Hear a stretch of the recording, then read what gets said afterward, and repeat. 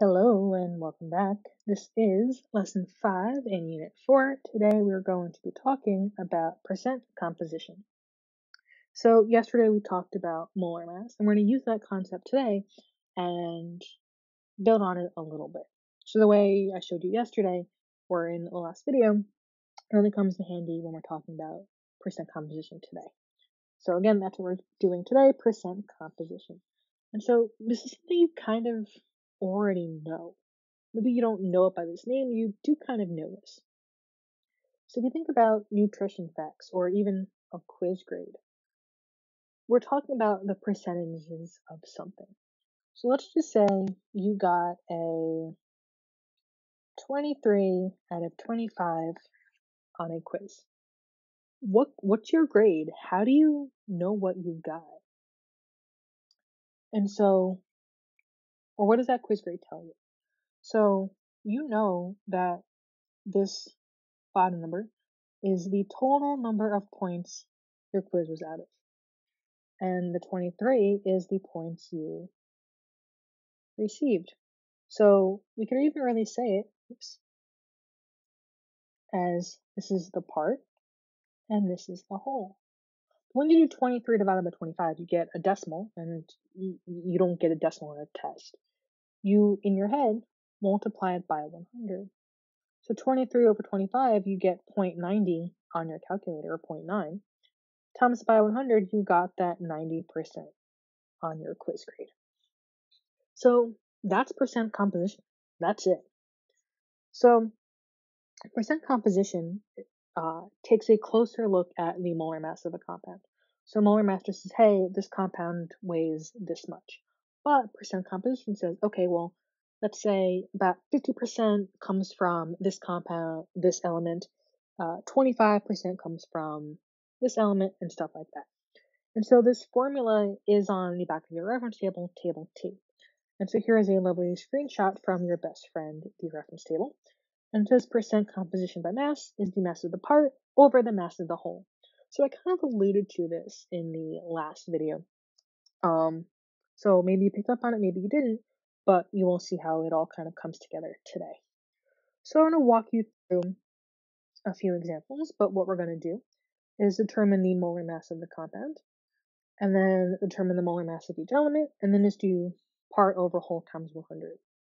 So here is a lovely molecule of caffeine.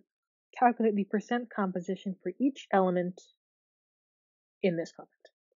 So our first step is determine the molar mass. So this is what we had done in the last video, and I'm going to do it the same way here because the method works. Okay, so carbon, we have 8 of them. The nearest whole number, carbon, is 12. 8 times 12 is 96. So 96 grams come from carbon. If we're looking at H, in the formula we have 10 of them to the nearest whole number. H has a mass of 1. 10 times 1 is 10. So 10 grams is because of all the hydrogens. Next, nitrogen, we have 4 of them. To the nearest whole number, nitrogen is 14. 4 times 14 gives you 56. So that means 56 grams of that compound is nitrogen's mass. And then lastly, oxygen, we have 2 of them. The nearest whole number, oxygen, is 16. 2 times 16 is 32. So, add them all up. 96 plus 10 plus 56 plus 32 gives you 194 grams per mole. So that was step 1. Finding, let's call this the whole compound. Let me just put this up here. 194 grams per mole. That is the whole. Okay, so now each one of these are your parts. And to now figure out the percentage of each, we're going to do part over whole times 100. So part over whole, our whole is 194 times 100. We get, 49.5. So that means 49.5% of the mass comes from carbon. If we do the next with H, H's part is 10, the whole is 194, times 100, we get 5.2%. So 5.2% of the mass comes from hydrogen. If we go to the next one, nitrogen's part is 56, the whole is still 194, times 100, we get 28.9%. It means 28.9% of the mass comes from nitrogen. Lastly, with oxygen, the part is 32, whole is still 194, times 100, and you get 16.5%. So there is the percent of each compound. Now, if you were to add up all of these percents together, remember they're coming together to make a whole, just to kind of check yourself to make sure you're on the right track, add them all together, you get 100.1%.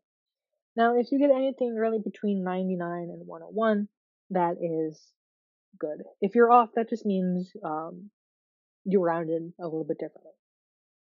But that is it. Okay. A lot of work for a question, but just to kind of hopefully ease any confusion you might have, some of the questions you have, they're a lot simpler, smaller numbers, and sometimes they even give you the molar mass. You just have to do part over whole. But doing it from beginning to end, it's really easy to see, what this is. So we're going to do two more examples. The next one is nanokid, which is this lovely compound here. And so let's get going. We have C. We have 39 of them. The mass of C is 12. And so to the nearest whole number, and you get 468 grams because of carbon. So if we look at H, we have 42 of them in our compound. We have 1. That's the mass of hydrogen to the nearest whole number. So 42 times 1 is 42. That means the mass of hydrogen is 42 grams. And then oxygen, we have 2 of them to the nearest whole number. Oxygen has a mass of 16. 2 times 16 is 32. And so add them together.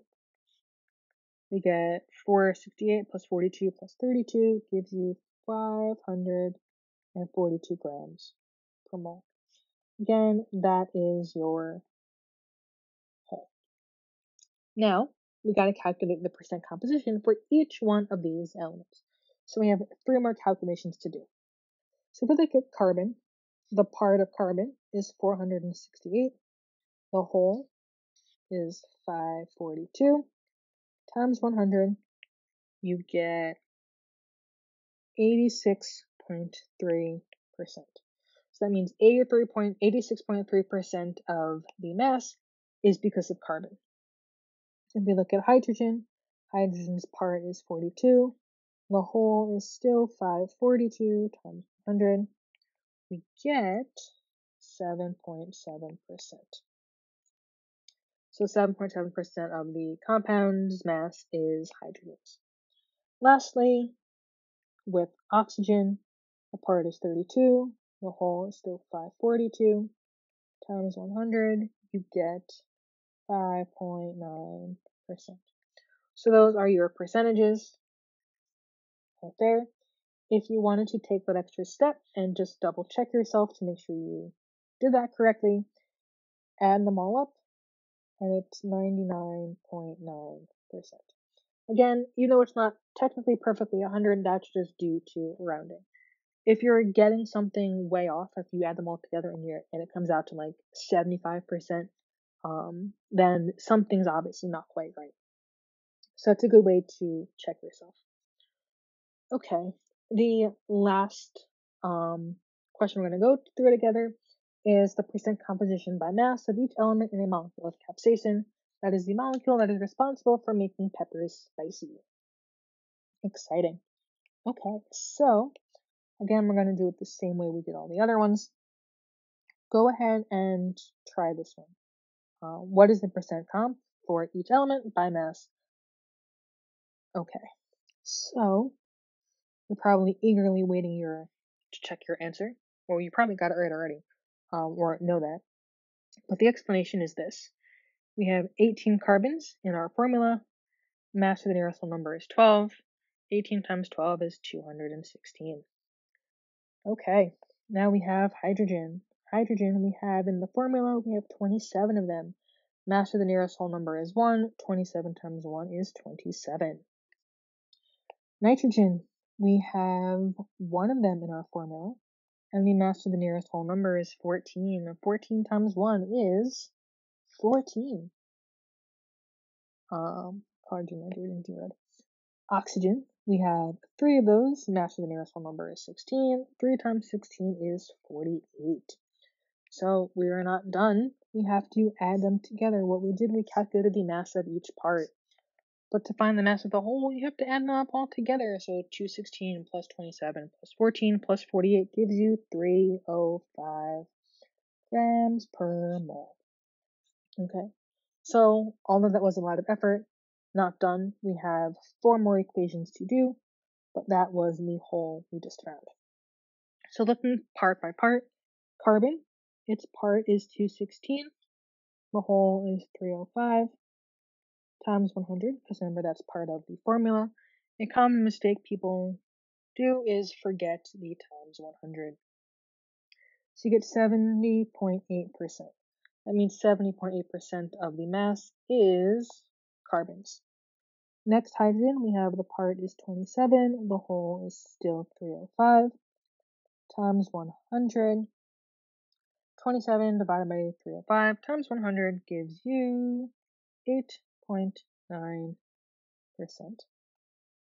Next, nitrogen, sorry. The part is 14, the whole is still 305 times 100, and you get 4.6%. And lastly, with oxygen, the part is 48, the whole is still 305 times 100, you get 15.7%. So there is the percent composition for each element in capsaicin. Again, if you wanted to just double check yourself to make sure that you were correct, which is always a good idea to do, add them all up together, you get 100%. Exactly. That means you are absolutely perfect. So that's pretty much it. When we talk about the next video, we'll go over the next type of mole conversion. This goes between moles and mass. So for this, you will need to know how to calculate the molar mass. So if I give you, say, oh, hey, I have 7.2 grams of oxygen, how many moles is that? Those are the types of questions you will be able to answer. So molar mass, again, we will continue with this in the next video. On that note, have a wonderful day. Bye.